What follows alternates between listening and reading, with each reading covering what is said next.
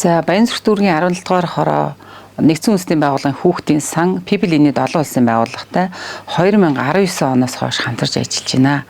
За энэ хугацаанд Баянзүрх дүүргийн 17 дугаар хороонд яг энэ People in Need байгууллагын олон улсын байгууллагын загвар гэр барилдаг. За ийм учраас бид нар бол зөвхөн 17 дугаар хорооны хэмжээнд биш Баянзүрх дүүргийн хэмжээнд одоо яг энэ гэрийг сурталчлах, гэрийг бусдад таниулах тийм ээ одоо гэртээгээ танилцуулах энэ үйл ажиллагааг дүүргийн хэмжээнд зохион байгуулж ажиллалаа.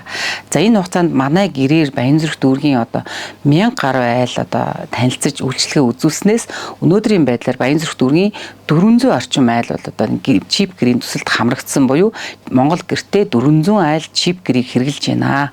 За нүүбий хүүхдийн сангаас яг энэ чип гэрийн төслийн багцыг гаргахтаа бол зүгээр нэг санаандгүй байдлаараа гэрийн дулаалаа тийм ээ халаалтын багц хийчихээгүй.